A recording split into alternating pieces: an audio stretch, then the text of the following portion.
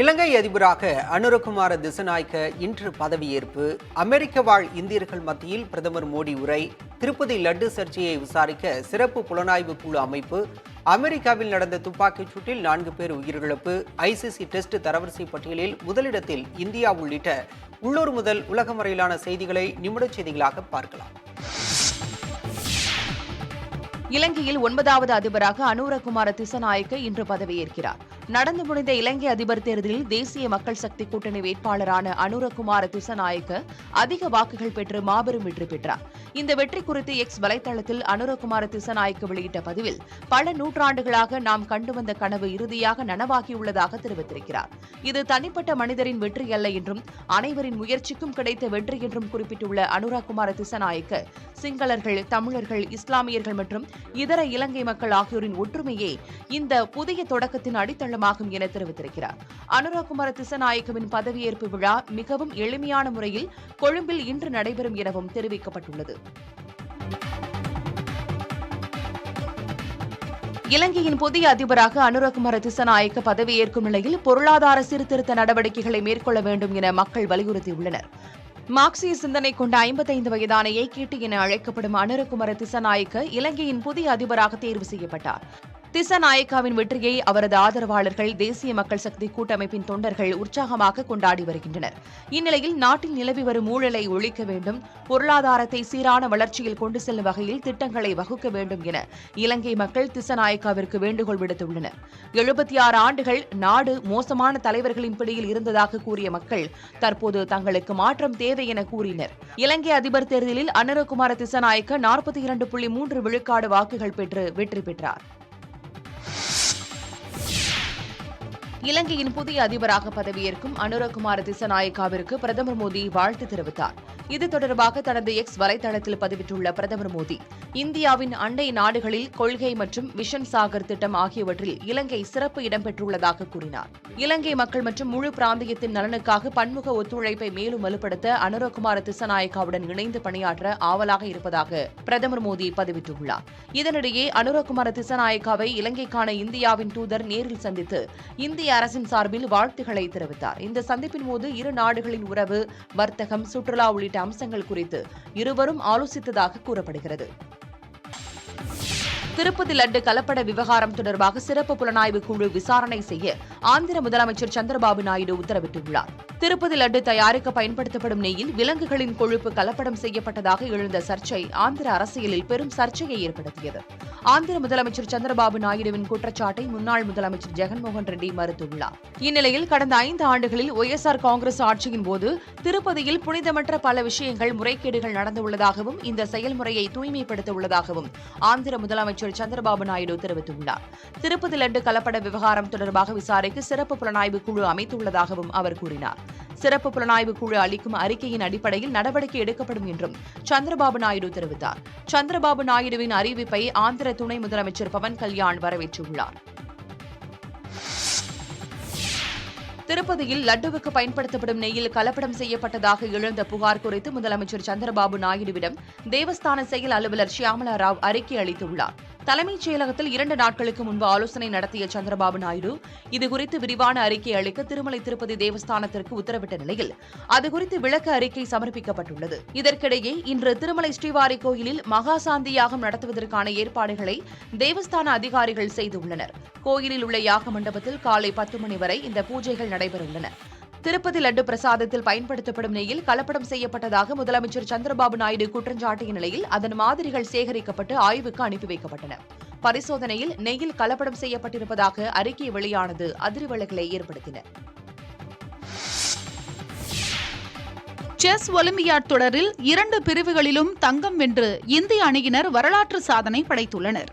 Hungary தலைநகர் புதாபெஸ்டில் நடைபெற்று வரும் 45வது செஸ் ஒலிம்பியாட் ஓபன் பிரிவில் 193 நாடுகளைச் சேர்ந்த வீரர்கள் பங்கேற்ற நிலையில் இந்திய அணி சாம்பியன் பட்டத்தை வென்று அசத்தியுள்ளது. 11வது சுற்றில் ஸ்லோவேனியா அணி வீரர்கள் ஸ்ரீநாத் நாராயணன் தலைமையிலான குகேஷ், பிரக்ஞானந்தா உள்ளிட்டோர் அடங்கிய இந்திய அணியினரை வீழ்த்தியுள்ளனர். இந்த அணியில் அர்ஜுன் எரிகைசி, விதித் குஜராத்தி, பென்டாலா ஹரிகிருஷ்ணா ஆகியோரும் இடம்பெற்றுள்ளனர். ஸ்லோவேனியா வீரர் விளாடிமிர் ஃபெடோசிவை தோற்கடித்து இந்திய இளம் வீரர் குகேஷ் அசத்தலான ஆட்டத்தை வெளிப்படுத்தினார். தொடர்ந்து ஜான் சுபேல்ஜை வீழ்த்தி அர்ஜுன் எரிகைசி பெற்ற வெற்றியின் மூலம் இந்திய அணியினர் தங்கப் பதக்கத்தை வென்றுள்ளனர். இதேபோல் மகளிர் பிரிவில் நடைபெற்ற கடைசி சுற்று போட்டியில் அசர்பைஜான் அணியை வீழ்த்தி இந்திய அணியினர் தங்கப் பதக்கம் வென்றனர். இந்திய வீராங்கனைகள் திவ்யா தேஷ்முக், வந்திகா அகர்வால், ஹரிகா ஆகியோர் தங்கள் அசத்தலான ஆட்டத்தை வெளிப்படுத்தி வெற்றிக்கனியை உறுதியாக்கினர்.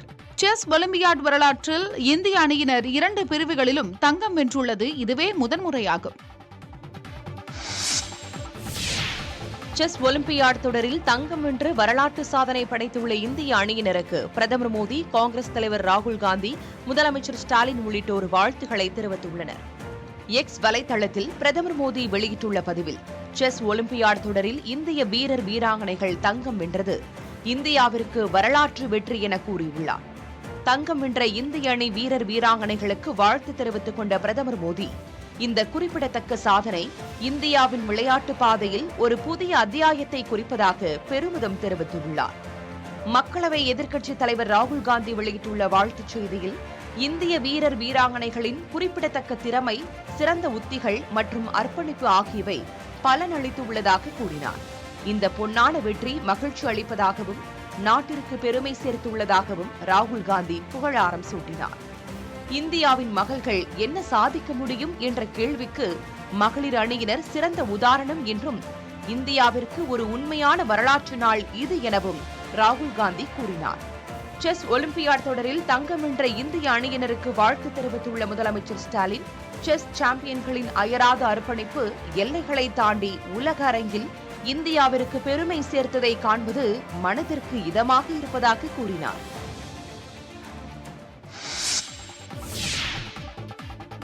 அமெரிக்காவில் இரவு விடுதியில் நடந்த துப்பாக்கிச் சூட்டில் 4 பேர் உயிரிழந்தனர். அலபாமா மாகாணத்தில் உள்ள பர்மிங்காம் நகரில் செயல்பட்டு வரும் இரவு விடுதி வாயிலில் ஏராளமானோர் நின்று கொண்டிருந்தனர்.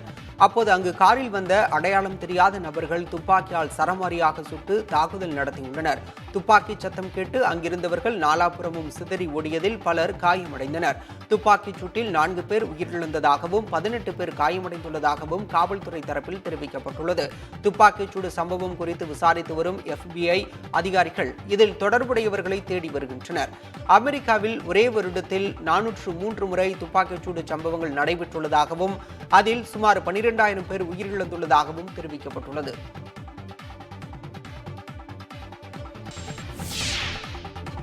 டெல்லியில் வரும் 27ஆம் தேதி பிரதமர் மோடியை முதலமைச்சர் மு க ஸ்டாலின் சந்திக்க உள்ளதாக தகவல் வெளியாகியுள்ளது. பிரதமர் அலுவலகத்தில் நடைபெறும் இந்த சந்திப்பின் போது தமிழகத்திற்கான நிதி உள்ளிட்ட பல்வேறு முக்கிய கோரிக்கைகளை முதலமைச்சர் முன்வைக்க உள்ளதாக தெரிவிக்கப்பட்டுள்ளது. கல்வித்துறை திட்டங்களுக்கான நிதியை விரைந்து விடுவிக்கவும், மெட்ரோ ரயில் திட்டங்களுக்கு நிதி வழங்கவும் வலியுறுத்தி பிரதமர் நரேந்திர மோடியிடம் முதலமைச்சர் மனு அளிக்க உள்ளதாக தகவல் வெளியாகியுள்ளது. சமீபத்தில் அமெரிக்காவுக்கு சென்று நாடு திரும்பிய முதலமைச்சர் ஸ்டாலின் பிரதமர் மோடியை விரைவில் சந்திக்க இருப்பதாக தெரிவித்திருந்தார். முதலமைச்சரின் இந்த அறிவிப்பை தொடர்ந்து தற்போது பிரதமர் உடனான சந்திப்பு நடைபெறவுள்ளது. பாரதிய ஜனதா கட்சியில் ஒவ்வொரு தொண்டரும் தலைமை பொறுப்புக்கு வரும் அளவுக்கு வளர்த்தெடுக்கப்படுவார்கள் என்று மத்திய நிதியமைச்சர் நிர்மலா சீதாராமன் தெரிவித்துள்ளார். சென்னை கொட்டிவாக்கத்தில் நடைபெற்ற பாஜக உறுப்பினர் சேர்க்கை நிகழ்ச்சியில் நிர்மலா சீதாராமன் கலந்து கொண்டார். கட்சியில் இணைந்த மீனவ மக்களுக்கு பாஜக உறுப்பினர் சேர்க்கை அடையாள அட்டைகளை அவர் வழங்கினார்.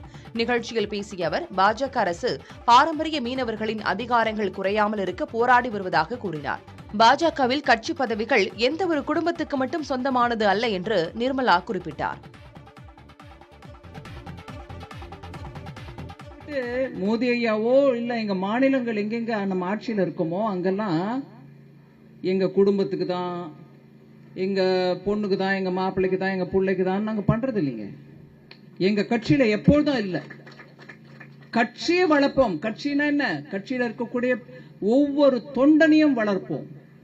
அவங்க கிட்ட இருக்கக்கூடிய நல் குணங்களை எடுத்து சொல்லுவோம். அவங்க அதனால தலைவரா வரக்கூடிய அந்த தருணத்தை கூட ஊக்குவிப்போம். அதனால அந்த கட்சியில இவங்க தான் தலைவர் ஆவங்களா, அவங்க தான் ஆவங்களா, இல்ல சில குடும்பத்தை சேர்ந்தவங்க தான் ஆவங்களா, அதெல்லாம் இருக்காது. யாரு வேணாலும் கட்சியில பெரிய இடத்துக்கு வரலாம்.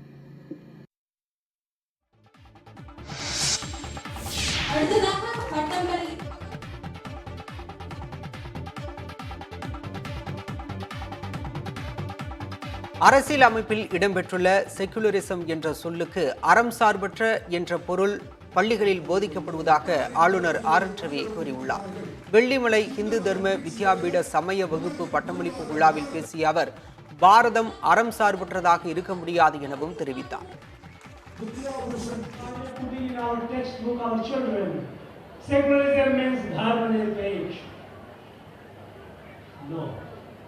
You should know it, that in our original constitution, the word is not Aram Sarvatra, it is a Samaya Sarvatra, not Aram. Because Bharat cannot be Aram Sarvatra. It cannot be Dharma Nirpeksh, because without Dharma, Bharat cannot exist. So, we must be careful.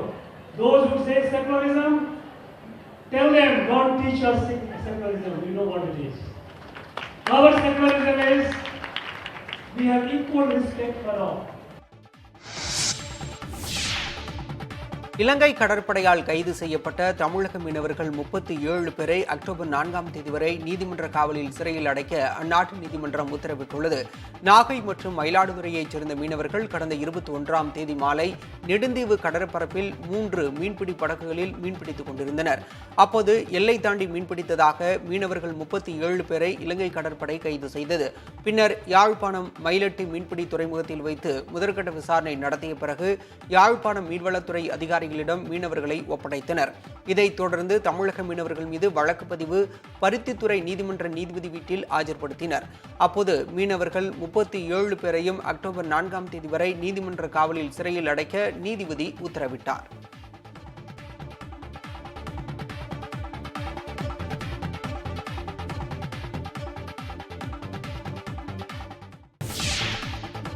Chennai கிண்டியில் பொதுமக்கள் பயன்பாட்டிற்காக பூங்கா மற்றும் பசுமை வெளி அமைப்பது தொடர்பாக தமிழ்நாடு அரசு அரசாணையை வெளியிட்டுள்ளது.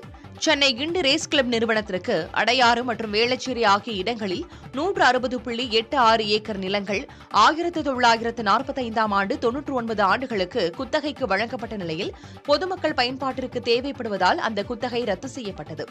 இந்நிலையில் மீட்கப்பட்ட நிலத்தில் மிகச்சிறந்த பூங்கா, பசுமை வெளி மற்றும் பொதுமக்களுக்கு தேவையான வசதிகளை அமைக்க அரசாணை வெளியிடப்பட்டுள்ளது. அரசு புறம்போக்கு என்னும் வகைப்பாட்டில் இருக்கும் 4832 கோடி ரூபாய் மதிப்பிலான 118 ஏக்கர் நிலங்களை தோட்டக்கலை மற்றும் மலைப்பயிர்கள் துறையின் நிலமாற்ற கோரிக்கையை ஏற்று அத்துறைக்கு நிலமாற்றம் செய்து தமிழ்நாடு அரசு ஆணை வெளியிட்டுள்ளது. ஏற்கனவே தமிழகம் முழுவதும் குத்தகை பாக்கி வைத்திருந்த நிறுவனங்கள் தொடர்பாக புதிய தலைமுறையில் செய்தி வெளியிடப்பட்டது. அதன் தொடர்ச்சியாக ரேஸ் கிளப்பிடமிருந்து குத்தகை நிலம் மீட்கப்பட்டு தற்போது பூங்கா அமைக்க நடவடிக்கை எடுக்கப்பட்டுள்ளது குறிப்பிடத்தக்கது.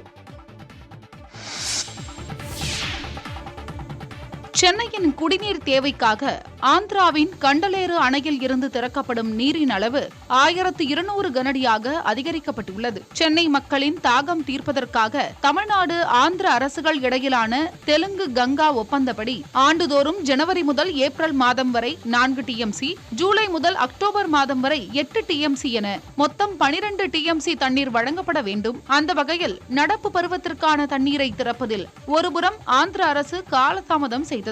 மறுபுறம் பூண்டி ஏரியில் மதகுகள் மாற்றம் உள்ளிட்ட சீரமைப்பு பணிகள் மேற்கொள்ளப்பட்டன. இந்த பணிகள் நிறைவடைந்ததை தொடர்ந்து தமிழ்நாடு நீர்வளத்துறையினர் ஆந்திர பொதுப்பணித்துறைக்கு கடிதம் எழுதினர். இதன் பேரில் கடந்த 19ஆம் தேதி ஆந்திராவின் கண்டலேறு அணையில் இருந்து வினாடிக்கு 500 கனஅடி வீதம் தண்ணீர் திறக்கப்பட்டது. இதன் தொடர்ச்சியாக தமிழ்நாட்டுக்கு திறக்கப்படும் நீரின் அளவை வினாடிக்கு 1200 கனஅடியாக ஆந்திர பொதுப்பணித்துறையினர் அதிகரித்துள்ளனர். கண்டலேருவில் திறக்கப்பட்ட தண்ணீர் திங்கட்கிழமை காலை தமிழக எல்லையான 0 பாயிண்டிற்கு வந்து சேரும் என தெரிவிக்கப்பட்டுள்ளது. வேலூரில் அரசு பள்ளி மாணவிகள் வளைகாப்பு நடத்தியது போல ரீல்ஸ் வெளியிட்ட விவகாரத்தில் வகுப்பு ஆசிரியை பணியிடை நீக்கம் செய்யப்பட்டதற்கு ஆசிரியர் சங்க கூட்டமைப்பினர் கண்டனம் தெரிவித்துள்ளனர். மேலும் இன்று முதல் அனைத்து பள்ளி ஆசிரியர்களும் கருப்பு பட்டை அணிந்து பள்ளிக்கு செல்ல முடிவு செய்துள்ளனர். காங்கேயநல்லூர் அரசு பள்ளி மாணவிகள் உணவு இடைவேளையின் போது ரீல்ஸ் எடுத்து பதிவிட்டது சமூக வலைதளங்களில் பரவியது. இதனைத் தொடர்ந்து மாணவிகளின் வகுப்பு ஆசிரியர் சாமுண்டீஸ்வரியை பணியிடை நீக்கம் செய்ய மாவட்ட முதன்மை கல்வி அலுவலர் உத்தரவிட்டார். இந்நிலையில் ஆசிரியையின் பணியிடை நீக்கத்தை ரத்து செய்யும் வரையில் பல்வேறு வகைகளில் போராட்டம் தொடரும் என ஆசிரியர் சங்க கூட்டமைப்பு தெரிவித்துள்ளது. அத்தோடு மாணவ மாணவிகளின் செயல்களுக்கு ஆசிரியர்கள் மீது நடவடிக்கை எடுப்பது ஏற்கத்தக்கது அல்ல என்றும் கூறியுள்ளது.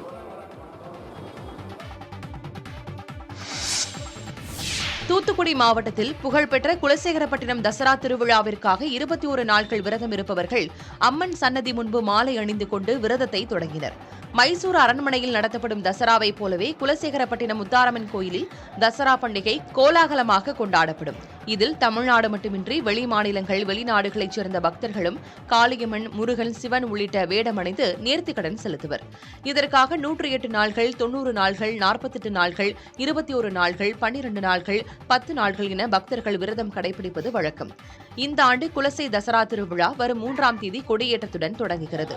இந்நிலையில் 21 நாள்கள் விரதம் இருக்கும் பக்தர்கள் குலசை முத்தாரம்மன் கோயிலில் அம்மனை வழிபட்டு மாலை அணிந்து கொண்டனர். இதற்காக கோயிலில் திரளான பக்தர்கள் குவிந்தனர். குலசேகரன்பட்டினம் தசராவின் சிகர நிகழ்ச்சியான சூரசம்ஹாரம் வரும் 12ஆம் தேதியன்று கடற்கரையில் நடைபெறுகிறது. ஐரோப்பிய நாடான ஹங்கேரியில் தொடர் மழையால் பல்வேறு இடங்களில் மழை நீர் தேங்கியுள்ளது. தலைநகர் புடாபெஸ்டில் குடியிருப்புகளை வெள்ளம் சூழ்ந்திருப்பதால் பொதுமக்களின் இயல்பு வாழ்க்கை பெரிதும் பாதிக்கப்பட்டுள்ளது. நீரின் அளவு தொடர்ந்து அதிகரித்து வருவதால் வெள்ளம் பாதித்த பகுதிகளில் சிக்கியுள்ள மக்களை மீட்கும் பணிகள் நடைபெற்று வருகின்றன. மரப்படகு மூலமாக மீட்கப்பட்டு பாதுகாப்பான இடங்களுக்கு அழைத்துச் செல்லப்பட்டு வருகின்றனர். தனுபை நதியில் வெள்ளம் கரைபுரண்டு ஓடுவதால் கரையோர பகுதி மக்களுக்கு வெள்ள அபாய எச்சரிக்கை விடுக்கப்பட்டிருக்கிறது. வெள்ளம் சூழ்ந்திருந்த பகுதிகளில் உள்ள ஹோட்டல்கள் மற்றும் உணவகங்கள் பாதுகாப்பு நடவடிக்கையாக மூடப்பட்டுள்ளன.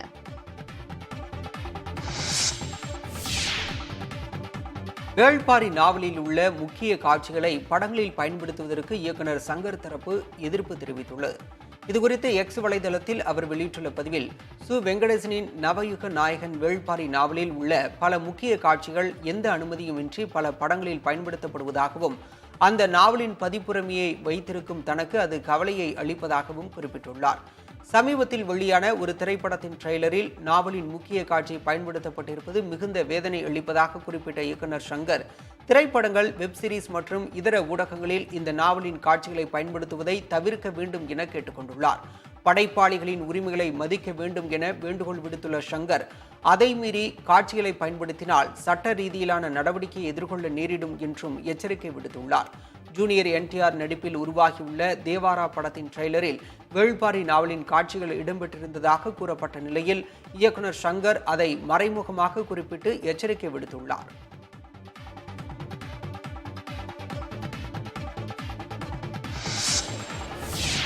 ஜெர்மனியில் நடைபெற்று வரும் பீர் திருவிழாவில் உலகம் முழுவதும் இருந்து ஏராளமான சுற்றுலா பயணிகள் கலந்து கொண்டனர்.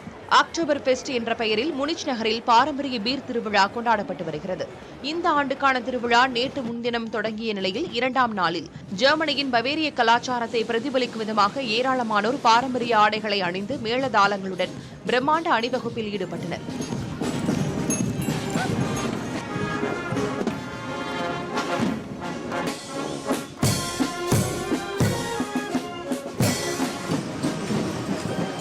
பவேரிய மன்னர் லூட்விங்கின் திருமணத்தை கொண்டாடும் விதமாக ஜெர்மனியில் 1810ஆம் ஆண்டு முதல் அக்டோபர் ஃபெஸ்ட் எனப்படும் பீர் திருவிழா கொண்டாடப்பட்டு வருகிறது. 16 நாட்களுக்கு நடைபெறும் இந்த பீர் திருவிழாவில் மக்களை மகிழ்விக்கும் விதமாக பல்வேறு விளையாட்டுப் போட்டிகள் இடம்பெறும்.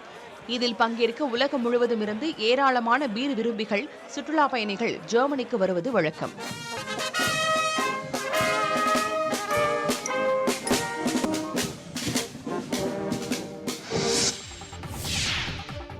எந்த ஒரு நடிகருடனும் இணைந்து பணியாற்றும் எண்ணம் இல்லை என நடிகை சிம்ரன் தெரிவித்துள்ளார். சமூக வலைதளத்தில் பதிவு ஒன்றை வெளியிட்டிருக்கும் நடிகை சிம்ரன், தனது பெயரில் பரவும் வதந்திகள் தனக்கு மிகுந்த வருத்தம் அளிப்பதாக தெரிவித்துள்ளார். எந்த ஒரு பெரிய ஹீரோவுடனும் இணைந்து பணியாற்றும் ஆசை தமக்கு இல்லை என்றும், தனது குறிக்கோள்கள் அனைத்தும் வேறு விதமானவை என்றும், ஒரு பெண்ணாக தனது எல்லை தனக்கு தெரியும் என்றும் அவர் கூறியுள்ளார். இதற்கு முன்னர் சமூக வலைதளங்களில் தன் பெயர் ஏதோ ஒரு விவகாரத்தில் பேசப்பட்ட போது அமைதி காத்ததாகவும், ஆனால் தற்போது சுயமரியாதை மிகவும் முக்கியம், ஆதலால் ஸ்டாப் என்ற சக்தி வாய்ந்த வார்த்தையை இப்போது தெரிவிப்பதே சரியாக இருக்கும் என்றும் கூறியுள்ளார். வதந்திக்கு முற்றுப்புள்ளி வைக்க யாரும் முன்வரவில்லை என்றும், தனது உணர்வுகளை யாரும் புரிந்து கொள்ளவில்லை என்றும் சிம்ரன் வேதனை தெரிவித்துள்ளார். தன்னை பற்றி அவதூறு பரப்பியவர்கள் தன்னிடம் மன்னிப்பு கேட்க வேண்டும் எனவும் சிம்ரன் அந்த பதிவில் கூறியுள்ளார். நடிகை சிம்ரனின் பட தயாரிப்பு திட்டத்தை நடிகர் விஜய் புறக்கணித்து விட்டதாக செய்தி வெளியாகியிருக்கும் நிலையில் நடிகை சிம்ரன் இந்த பதிவை பதிவிட்டுள்ளது குறிப்பிடத்தக்கது.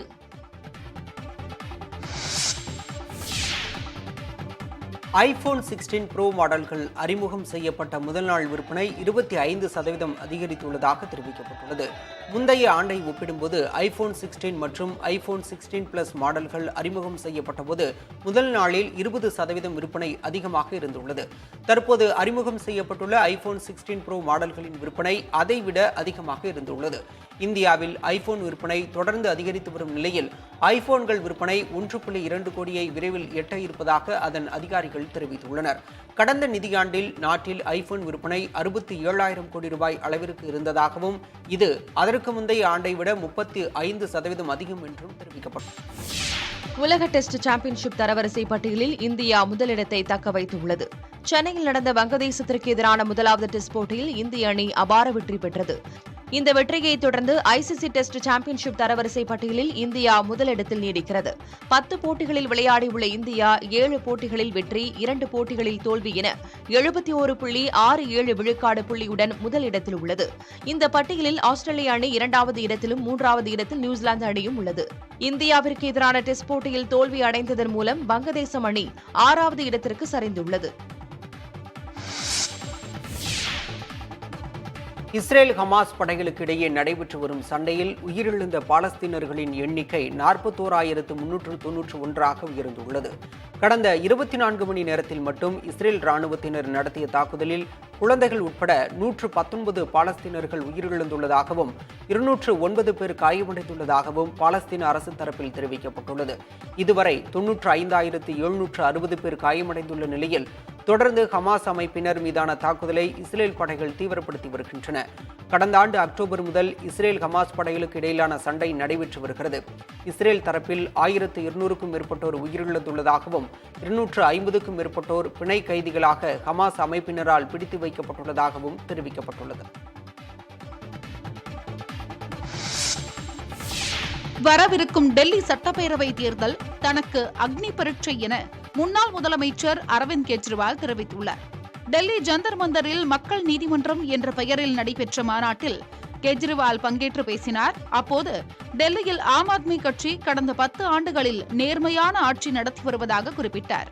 மக்களுக்கு மின்சாரம், குடிநீர், மருத்துவம் இலவசமாக வழங்கப்படுவதாக அவர் தெரிவித்தார். ஆம் ஆத்மி கட்சியை வீழ்த்த அவர்களை நேர்மையற்றவர்களாக சித்தரிக்க விரும்பி பிரதமர் நரேந்திர மோடி ஒவ்வொருவரையும் சிறையில் அடைக்க சதி திட்டம் தீட்டியதாக விமர்சித்தார். தாம் திருடனாக இருந்திருந்தால் இலவச மின்சாரம், பள்ளிகள் கட்டியதில் ஊழல் செய்திருக்க முடியும் என்று குறிப்பிட்டார். பாரதிய ஜனதா 22 மாநிலங்களில் ஆட்சியில் இருப்பதை சுட்டிக்காட்டிய கெஜ்ரிவால் அந்த மாநிலங்களில் எங்கும் இலவச மின்சாரம் இல்லை என சுட்டிக்காட்டினார். தன்னை நேர்மையற்றவன் என நினைத்தால் தனக்கு வாக்களிக்க வேண்டாம் என்றும் கெஜ்ரிவால் கேட்டுக்கொண்டார். அன்னபூர்ணா உணவக உரிமையாளர் மன்னிப்பு கேட்டதாக கூறப்படும் சம்பவத்தை நினைவு கூறும் வகையில் புதுச்சேரியில் நடைபெற்ற நிகழ்ச்சி ஒன்றில் கலந்து கொண்ட மத்திய நிதியமைச்சர் நிர்மலா சீதாராமன் நகைச்சுவையாக பேசினார். பாண்டி லிட் ஃபெஸ்ட் என்ற இலக்கிய விழாவில் நிறைவு விழாவில் நிர்மலா சீதாராமன் பங்கேற்றார். அப்போது அவரை வரவேற்று பேசிய ஆனந்த் என்பவர் விழா முடிவதற்குள் அனைவரும் வருமான வரியை கட்டிவிடுங்கள் என நகைச்சுவையாக பேசினார். தொடர்ந்து பேசிய நிர்மலா சீதாராமன் வரி தொடர்பாக இன்னும் 7 நாட்களுக்கு என்னுடன் பேசாதீர்கள் என ஆனந்தை பார்த்து சொன்னதுடன் அப்படி இல்லாவிட்டால் என்னிடம் நீங்கள் மன்னிப்பு கேட்டது போன்ற தோற்றத்தை உருவாக்கி விடுவார்கள் என அதே நகைச்சுவையுடன் சொல்லி தனது உரையை தொடர்ந்தார்.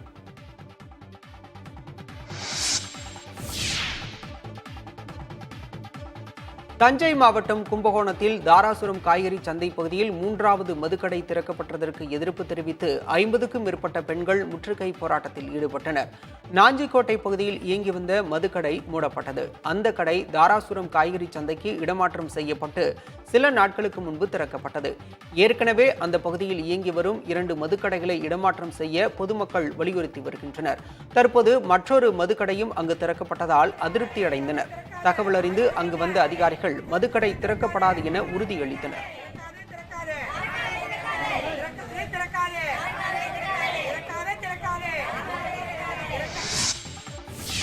தருமபுரி மாவட்டத்தில் சாலையில் முந்தி செல்லும் பிரச்சனையில் தனியார் ஆம்னி பேருந்து ஓட்டுநரை அரசு பேருந்து ஓட்டுநரும் நடத்துனரும் அடித்து உதைத்தனர். பெங்களூரில் இருந்து எர்ணாகுளம் சென்று கொண்டிருந்த தனியார் ஆம்னி பேருந்தும் தருமபுரியிலிருந்து சேலம் சென்று கொண்டிருந்த அரசு பேருந்தும் நெடுஞ்சாலையில் ஒன்றுக்கொன்று முந்தி செல்ல முயன்றன. அரசு பேருந்துக்கு தனியார் ஆம்னி பேருந்து வழிவிடவில்லை என்று கூறப்படுகிறது. இந்நிலையில் தொப்பூர் கணவாயில் தனியார் ஆம்னி பேருந்தை அரசு பேருந்து வழிமறித்துள்ளது. தனியார் ஆம்னி பேருந்தின் ஓட்டுநர் லோகுவை அரசு பேருந்தின் ஓட்டுநர் வெங்கடாஜலம், நடத்துனர் மாதேஷ் ஆகியோர் கண்மூடித்தனமாக தாக்கியுள்ளனர். அங்கிருந்த மேலும் சிலரும் லோகுவை தாக்கியுள்ளனர். இதில் லோகுவின் தலையில் பலத்த காயம் ஏற்பட்டுள்ளது. இந்த தாக்குதல் காட்சிகள் சமூக வலைதளங்களில் பரவியது. தாக்குதல் குறித்து அரசு பேருந்து ஓட்டுநர் வெங்கடாச்சலம், நடத்துனர் மாதேஷ் ஆகியோர் மீது தொப்பூர் காவல் நிலையத்தில் லோகு புகார் அளித்துள்ளார்.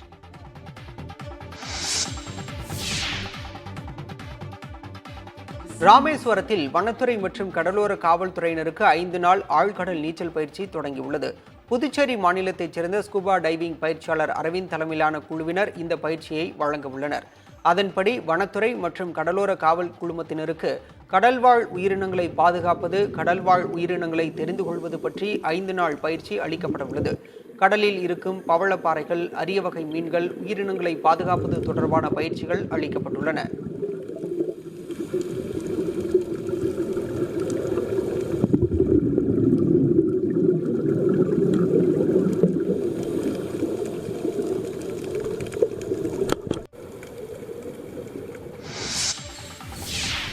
எல்லை தாண்டி மீன்பிடித்ததாக இலங்கை அரசால் கைது செய்யப்பட்ட 37 மீனவர்களை மீட்கும் வரை காலவரையற்ற வேலை நிறுத்தத்தில் ஈடுபடுவோம் என பூம்புகார் மீனவர்கள் தெரிவித்துள்ளனர். கடந்த 20ஆம் தேதி இரவு செல்லதுரை என்பவருக்கு சொந்தமான விசைப்படகு மற்றும் 4 ஃபைபர் படகுகளில் 43 மீனவர்கள் கடலுக்கு சென்றனர். அப்போது எல்லை தாண்டி மீன்பிடித்ததாக கூறி நெடுந்தீவு அருகே 37 மீனவர்களை இலங்கை கடற்படையினர் கைது செய்தனர். இதைத் தொடர்ந்து படகுகள் மூலம் தப்பி வந்த 6 மீனவர்கள் இந்திய எல்லைக்குள் தான் மீன்பிடித்ததாக அதிகாரிகளிடம் தெரிவித்தனர்.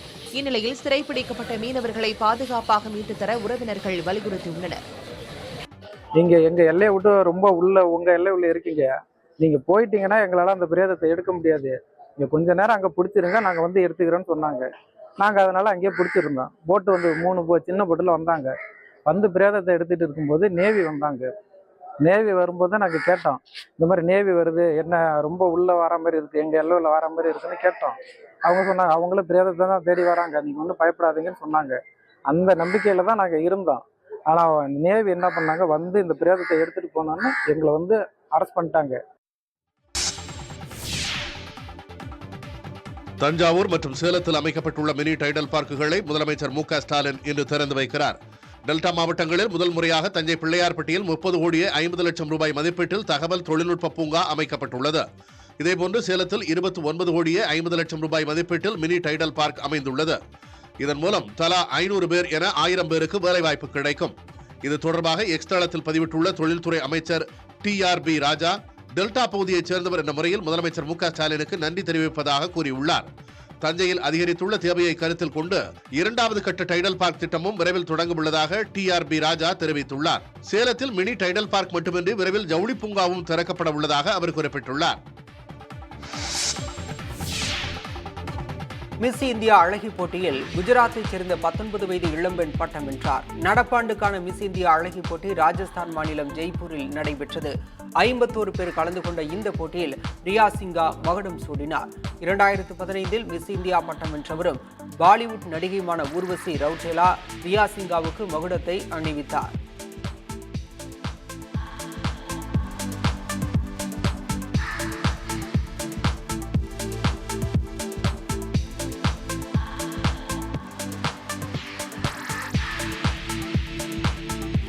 மிஸ் இந்தியா பட்டம் வென்ற ரியா சிங்கா இந்த ஆண்டு இறுதியில் நடைபெறவுள்ள மிஸ் யூனிவர்ஸ் அழகி போட்டியில் இந்தியா சார்பில் பங்கேற்க உள்ளார்.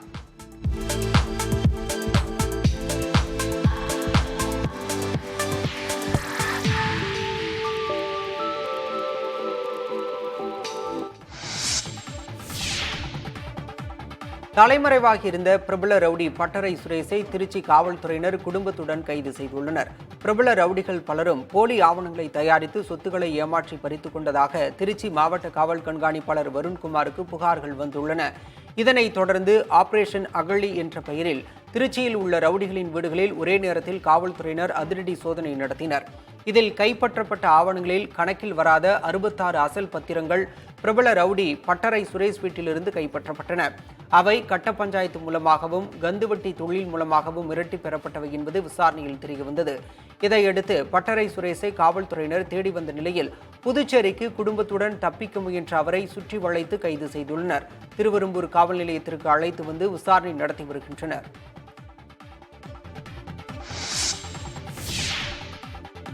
மயிலாடுதுறை மாவட்டத்தில் சுருக்குமடி வலைகளை பயன்படுத்தி மீன்பிடிக்கும் மீனவர்கள் மீது சட்ட நடவடிக்கை எடுக்கப்படும் என ஆட்சியர் எச்சரிக்கை விடுத்துள்ளார். மாவட்டத்தில் அரசால் தடை செய்யப்பட்ட சுருக்குமடி வலைகளை பயன்படுத்தி மீன்பிடி தொழிலில் ஈடுபடக்கூடாது என மாவட்ட நிர்வாகம் மற்றும் மீன்வளம் மீனவர் நலத்துறையும் இணைந்து பல கூட்டங்கள் வாயிலாக அறிவுறுத்தி வருகிறது. இருப்பினும் சில மீனவர்கள் படகில் சுருக்குமடி வலைகளை வைத்து பயன்படுத்தி வருவது தெரியவந்துள்ளது. விதிகளை மீறி செயல்படும் மீனவர்களுக்கு மீனவர் நலத்துறை மூலம் வழங்கப்படும் நலத்திட்ட உதவிகள் முன்னறிவிப்பின்றி ரத்து செய்யப்படும் என மாவட்ட ஆட்சியர் மகாபாரதி தெரிவித்துள்ளார். கேரளாவில் மேலும் 3 நபர்கள் நிபா வைரஸ் அறிகுறியுடன் மருத்துவமனையில் அனுமதிக்கப்பட்டுள்ளதாக அம்மாநில சுகாதாரத்துறை அமைச்சர் வீணா ஜார்ஜ் தெரிவித்துள்ளார். பாதிக்கப்பட்டவர்கள் மலப்புரம் மாவட்டத்தைச் சேர்ந்தவர்கள் என்றும் அவர்களுடன் தொடர்பில் இருந்தவர்களை கண்டறியும் பணிகள் நடைபெற்று வருவதாகவும் தெரிவிக்கப்பட்டுள்ளது. இதன் மூலம் கேரளாவில் நிபா வைரஸால் பாதிக்கப்பட்டோரின் எண்ணிக்கை 78ஆக அதிகரித்துள்ளது. பாதிக்கப்பட்டவர்களின் 4 நபர்கள் மஞ்சேரி அரசு மருத்துவக் கல்லூரி மருத்துவமனையில் அனுமதிக்கப்பட்டுள்ளதாகவும் 28 நபர்கள் பெரிந்தல்மண்ணா மருத்துவமனையில் சிகிச்சை பெற்று வருவதாகவும் அவர் கூறினார். நிபா அறிகுறியுடன் உடன் இருந்தவர்கள் என இதுவரை 267 நபர்கள் கண்டறியப்பட்டு சோதனை செய்யப்பட்டதாகவும் சுகாதாரத்துறை அமைச்சர் வீணா ஜார்ஜ் தெரிவித்தார். தொடர் கனமழையால் நிரம்பிய துங்கபத்ரா அணையில் கர்நாடக முதல்வர், துணை முதல்வர் ஆகியோர் சமர்ப்பண பூஜை செய்தனர். கடந்த மாதம் அணை வேகமாக நிரம்பிய போது சமர்ப்பண பூஜை செய்யப்பட இருந்தது. அதற்குள் மதகின் ஷட்டர் உடைந்து தண்ணீர் வெளியேறியது. இதையடுத்து உடனடியாக புதிய ஷட்டர் பொருத்தப்பட்டது. அணையை பார்வையிட்ட முதலமைச்சர் சித்தராமையா அணை மீண்டும் நிரம்பும் எனவும் அப்போது சமர்ப்பண பூஜை செய்வேன் எனவும் விவசாயிகளுக்கு நம்பிக்கை அளித்திருந்தார். அதன்படி மீண்டும் அணை நிரம்பியதால் அணையில் பூஜை செய்யப்பட்டது.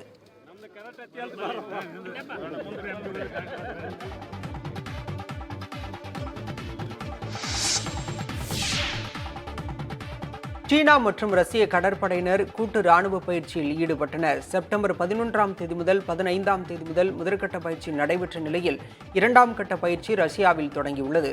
ரஷ்யாவில் உள்ள துறைமுகத்தில் இருந்து புறப்பட்ட கப்பல் ஜப்பான் கடல் மற்றும் ஒகோட்ஸ்க் கடலிலும் பயிற்சியில் ஈடுபட உள்ளனர்.